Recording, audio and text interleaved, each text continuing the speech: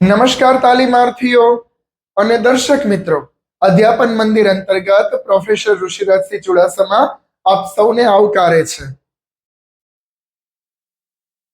અહીં શું કરે ગાંધી, દેશ પર હિંસાની ચડી આવતી આંધી, મહાવીરને બુદ્ધ રડે રડે મહાત્મા ગાંધી.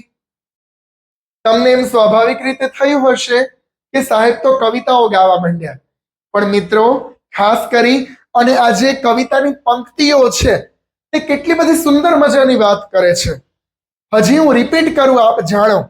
અહીં શું કરે ગાંધી એટલે ગાંધીજી અહીં શું કરે?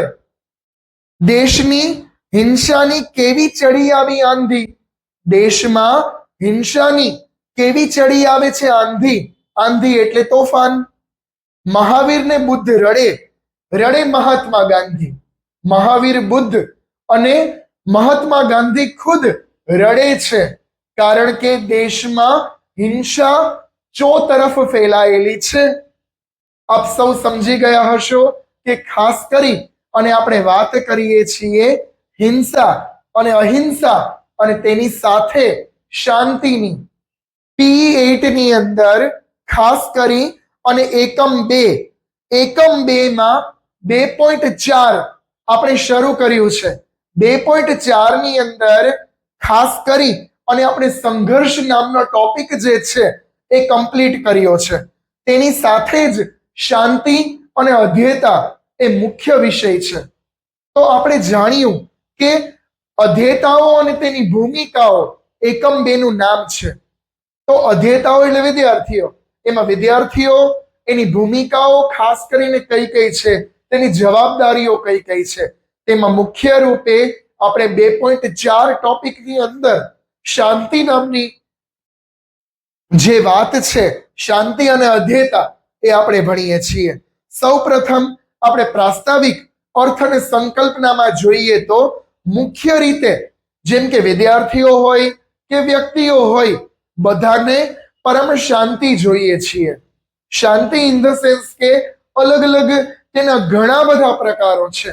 માનસિક, શારીરિક, મન અને મસ્તિષ્કને સ્થિર કરવું, ચિત્તને એકાગ્ર કરવું, તેના દ્વારા શાંતિ જે છે એ જોવા મળે છે. વિશ્વની અંદર અલગ અલગ રીતે આતંકવાદીઓ અને આતંકવાદ જે છે એ આપણે ત્યાં મંડાઈ ગયા છે. અલગ અલગ આપણે ઇતિહાસમાં ડોક્યુ કરીએ તો વિશ્વ યુદ્ધો જે છે, અલગ અલગ યુદ્ધો પોતાની રીતે ઈચ્છનીય શાંતિ નથી ઈચ્છતા, અને આપણે એમ કહીએ ને કે જીવો અને જીવવા દો, એ શાંતિમાંથી એક ક્રિએટ થયેલો સિદ્ધાંત છે, જેમાં યુદ્ધોનો વિરોધ કરવામાં આવ્યો છે અને મહાત્મા ગાંધીના નિયમો પર ચાલવામાં આવ્યું છે, જેમ કે સત્ય અને અહિંસા. ગાંધીજી જે છે એમણે આપણે દેશની અંદર જે અંગ્રેજો હતા એ અંગ્રેજોને ગુલામીની પ્રથામાંથી આપણી ભારત માતાને, દેશને આઝાદ કરાવ્યું શાંતિ અને અહિંસાના પરિબળથી. તો શાંતિમાં માનનારા એવા મહાવીર બુદ્ધ અને મહાત્મા ગાંધી જે છે એમની કાવ્ય પંક્તિથી મેં શરૂઆત કરી. શાંતિ મુખ્ય રીતે અલગ અલગ યુદ્ધો જે છે તેના પછી જોવા મળે છે. અલગ અલગ યુદ્ધો દ્વારા અને એ યુદ્ધો બાદની જે પરિસ્થિતિ છે એ શાંતિની પરિસ્થિતિ છે. પરંતુ અહીંયા તાલીમાર્થીઓ, આપણે આપણા વિદ્યાર્થીઓના મન અને મસ્તિષ્કની શાંતિની વાત કરીએ છીએ કે જો તે શાંત ચિત્તે જ્ઞાન ગ્રહણ કરશે તો જ જ્ઞાન જે છે એ આત્મસાત થશે. એના માટે શાંતિ ખૂબ જરૂરી છે. લાગી રહ્યું છે કોઈક કવિ અલગ અલગ, અત્યારે આપણે પ્રવર્તમાન સમય જોઈએ તો આપણે બધી જગ્યાએ અશાંતિ જ છે. તો એ અશાંતિને જોઈ અને આપણા કોઈ એક ગુજરાતી કવિએ કહ્યું, લાગી રહ્યું છે સંસ્કૃતિ જાણે મરી ગઈ, આ સૃષ્ટિ એક શોક સભા હોવી જોઈએ. કેટલી સરસ મજાની વાત કરી છે. જ્યારે ધર્મ, સંસ્કૃતિ અને બધાનો હ્રાસ થાય છે, એટલે બધાનો નાશ જોવા મળે છે, ત્યારે અશાંતિના વાદળો ઘેરાયેલા છે. ત્યારે કોઈક કવિ સુંદર મજાની કવિતા કહે છે કે ખાસ કરી અને લાગી રહ્યું છે સંસ્કૃતિ મરી ગઈ છે. આ સૃષ્ટિ એક શોક સભા હોવી જોઈએ. સંસ્કૃતિનો જ્યારે વિનાશ થાય ત્યારે શાંતિનો પણ વિનાશ થાય છે. એટલે જ કવિ કહે છે આ સૃષ્ટિ એક શોક સભા બની ગઈ છે, કારણ કે અશાંતિઓ બધી જગ્યાએ જોવા મળે છે. કવિ શ્રી ઉમાશંકર જોશી જે છે ગુજરાતી સાહિત્યના, એમણે ખાસ કરી અને પોતાની જે ગંગોત્રી નામની કાવ્ય સંગ્રહ છે તેના પ્રથમ પાને સુંદર મજાની વાત કરી છે. પ્રભો મારે તાપે તપી અવરની શાંતિ સૃજવી. હે પ્રભુ, મારે તાપે તપી અવરની શાંતિ સૃજવી, એટલે ખુદની, અવરની એટલે પોતાની, શાંતિ સૃજવી, સૃજવી એટલે સર્જન કરવી. નીચોવી અંધારા રસ જ્યોતિ જગાવવી. અલગ અલગ જે અંધકાર છે એને નીચોવી અને રસ જ્યોતિ જગાડવાની વાત કરે છે. તો આ રીતે ઉમાશંકર જોશી પણ પોતાની કાવ્ય પંક્તિમાં શાંતિનું મહત્વ દર્શાવે છે. અલગ અલગ મહાપુરુષોએ પણ શાંતિને જ પ્રાધાન્ય આપ્યું છે. હવે તાલીમાર્થીઓ, આપણે શાંતિનો અર્થ સમજી ગયા.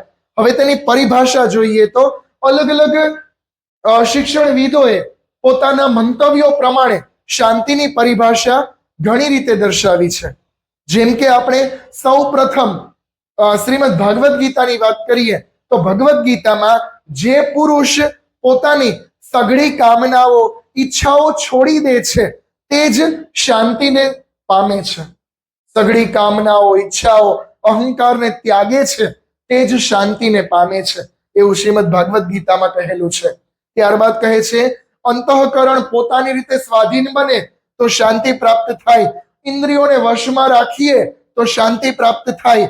રાગ દ્વેષની જે વિશુદ્ધિ છે તેમાંથી મુક્તિ મેળવીએ તો શાંતિ પ્રાપ્ત થાય. આ બધાનો નિચોડ એટલે કે શાંતિ એટલે શું?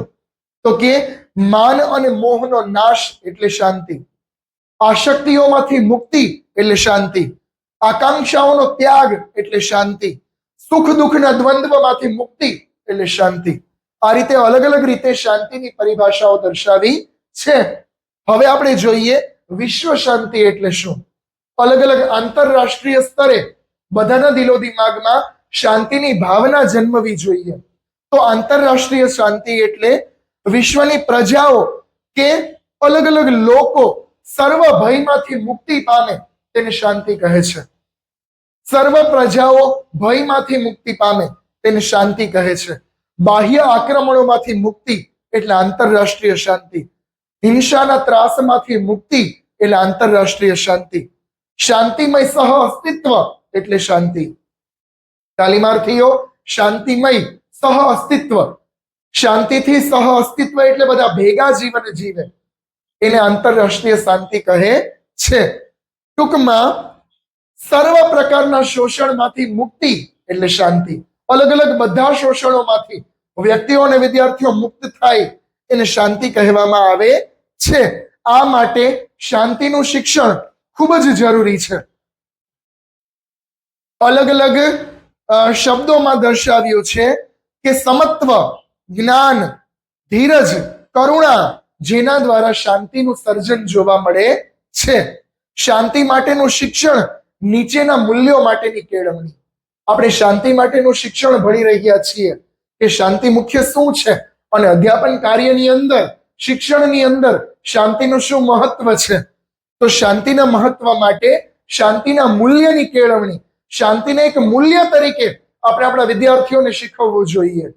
તો તેની કેળવણી એટલે માનવતા માટેનું શિક્ષણ, સહ અસ્તિત્વ માટેનું શિક્ષણ, સર્વધર્મ સમભાવ અને સર્વધર્મ મમ ભાવનું શિક્ષણ, સમાજના દ્વંદ્વમાંથી વિમુક્ત થવાનું શિક્ષણ, સત્ય, અહિંસા, અપરિગ્રહ અને અસ્થેય માટેનું શિક્ષણ, વિશ્વ ઐક્ય, વિશ્વ બંધુત્વ અને વિશ્વ નાગરિકતા માટેનું શિક્ષણ, નિર્ભયતા માટેનું શિક્ષણ એટલે આંતરરાષ્ટ્રીય શાંતિના મૂલ્યનું શિક્ષણ. હવે તાલીમાર્થીઓ, આપણે આગળ જોઈએ તો શાંતિ માટેની કેળવણી, એનું અગત્યતા, મૂલ્ય અને જરૂરિયાત મેઇન પોઈન્ટ છે પરીક્ષા લક્ષી, કે શાંતિ માટેની કેળવણી જે છે, એનું જે શિક્ષણ છે, એનું મૂલ્ય શું, એનું મહત્વ શું, કે એનું અગત્ય શું. અલગ અલગ પોઈન્ટ વાઇઝ આપણે જોઈએ તો શાંતિ માટેની જે કેળવણી છે એ માનવ મનની મહત્વાકાંક્ષાઓની મુક્તિની કેળવણી છે, જેમાં અહંકાર અને અસ્તિત્વનો નાશ જોવા મળે છે. શું કે છે, માનવ મનની અંદર આપણા વિદ્યાર્થીઓના મનમાં જે અપેક્ષાઓ, આકાંક્ષાઓ અને જે અભિમાનની પરિસ્થિતિ છે તેમાંથી મુક્તિની સ્થિતિ એટલે શાંતિની કેળવણી.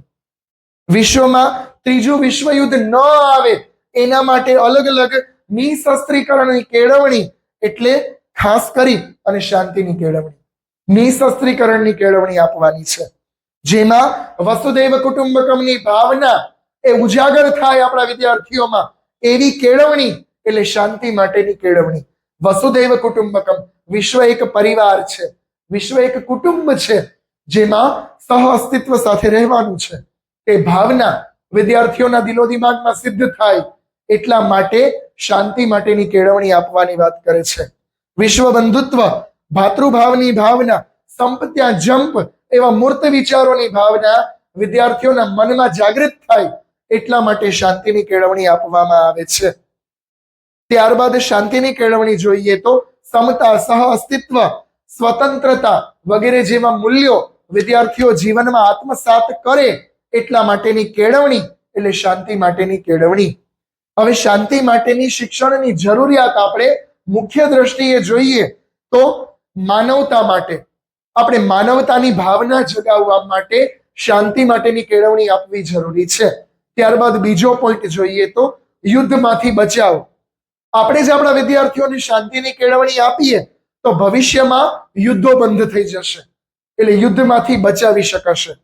ત્યારબાદ વસુદૈવ કુટુંબકમની ભાવના ચરિતાર્થ કરવા માટે આપણા વિદ્યાર્થીઓ શાંતિની ભાવનામાં માને એટલે વિશ્વ એક પરિવાર છે એ ભાવના એના હૃદયમાં સ્થિર થાય એટલે આ જરૂરી છે. ત્યારબાદ સામાજિક મૂલ્યો અને સંરક્ષણ અને સંવર્ધન માટે, જે સમાજના જે મૂલ્યો છે એનું રક્ષણ થાય, એનું સંવર્ધન થાય એટલા માટે શાંતિની કેળવણી આપવી જોઈએ. વિકાસના અવરોધો જે છે એ દૂર કરી શકાય એટલા માટે શાંતિની કેળવણી આપવી જોઈએ. પ્રગતિ અને ઉન્નતિના દ્વાર ખુલે એટલા માટે શાંતિની કેળવણી જરૂરી છે. ત્યારબાદ વૈશ્વિક સમસ્યાઓમાંથી સમાધાન મળે એટલા માટે શાંતિ માટેની કેળવણી જરૂરી છે. પરસ્પર અવલંબન અને જરૂરિયાતો પૂરી કરી શકાય એટલા માટે શાંતિની કેળવણીની જરૂરિયાત છે. સાંસ્કૃતિક વારસાનું જતન થાય અને તે વારસાનું સંવર્ધન થાય તે માટે શાંતિની કેળવણીની જરૂરિયાત છે. બાળ માનસમાં સંસ્કારોનું સિંચન થાય એટલા માટે આ જરૂરિયાત છે. અને વૈશ્વિક સ્તરે શાંતિ અનુભવાય એટલા માટે શાંતિની કેળવણીની જરૂરિયાત છે. તો આ રીતે તાલીમાર્થીઓ આપણે સૌ જાણીએ છીએ કે શાંતિની કેળવણી જે છે એનું શિક્ષણ આપવું એ ખૂબ જરૂરી બની ગયું છે. તો હવે એ કેળવણીમાં અવરોધક પરિબળો કયા કયા, જેમ કે શાંતિની કેળવણી માટેના અવરોધક પરિબળો, એમાં પહેલો પોઈન્ટ સંકુચિત રાષ્ટ્રવાદ. આપણે રાષ્ટ્ર વચ્ચે જે વાદ છે, વાદ વિવાદની પરિસ્થિતિ એ શાંતિની કેળવણીને હણી નાખે છે, દૂર કરે છે, એટલે રાષ્ટ્રવાદ ન હોવો જોઈએ. બીજો પોઈન્ટ જોઈએ તો સત્તા લાલસા. અલગ અલગ સત્તા અને લાલસા માટેનું જે ભાવના છે, સત્તા મેળવવા માટેની ઈચ્છા, એ શાંતિની કેળવણીની ભાવના દૂર કરે છે. ત્રીજો પોઈન્ટ જોઈએ તો આતંકવાદ. આપણને સૌને ખ્યાલ છે આતંકવાદી જે પણું છે એ શાંતિની કેળવણીને નષ્ટ કરે છે. ત્યારબાદ ચોથું કોમવાદ. અલગ અલગ જ્ઞાતિ, જાતિ, કોમ, પ્રદેશ, સંપ્રદાયવાદ છે એ શાંતિની કેળવણીને દૂર કરે છે. પાંચમો પોઈન્ટ આર્થિક સ્વાર્થ.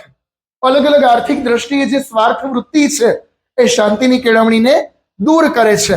હવે આપણે જોઈએ તો શાંતિની કેળવણી, શાંતિ માટેનું શિક્ષણ આપવાના ઉપાયો. હવે આપણે અવરોધક પરિબળો જોયા, તો હવે તેના ઉપાયો જોઈએ કે આ શિક્ષણ આપીએ તો કયા ઉપાયો થ્રુ આપણે આપી શકીએ.